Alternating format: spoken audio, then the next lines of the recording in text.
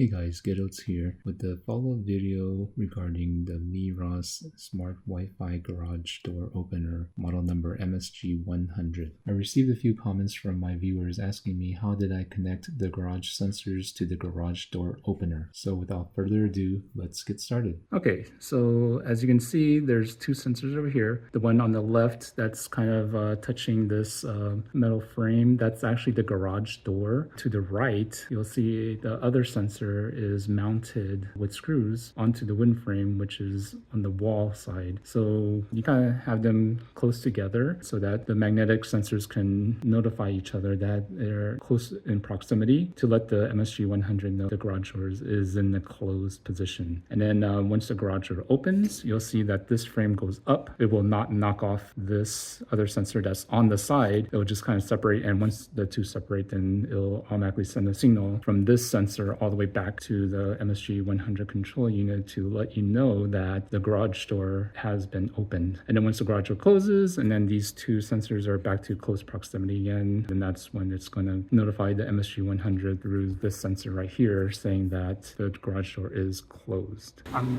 doing a little demo right now to show when it opens and closes, and you can see it never touches each other and it'll never knock it off. I hope that answers the question regarding how you should install the smart garage door sensors to your garage door. If you still have questions or would like me to show something else more in detail, please write it down in the comment section. Thank you for watching, and if you like this video, please hit the like button and don't forget to subscribe.